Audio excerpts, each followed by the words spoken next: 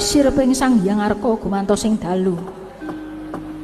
Jroning ratri dereng wonten kacarita amung Sang Hyang Pertanggapati ingkang jumedhul saking Brang Wetan. Nadyan kalingan mega lan gunung parandene bisa merbawani jagat raya dupi tatasing kamantian dewasaning nengna wau kawusa wancine gara-gara. Sukramangkara tumbak mendo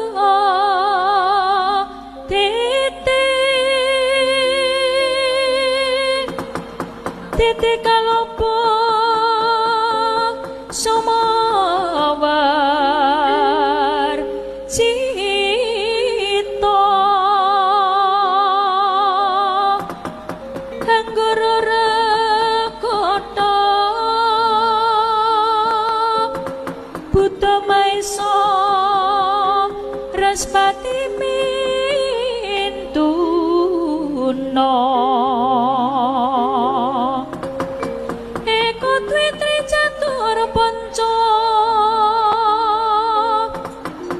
Sabto hasto hasto nawatasa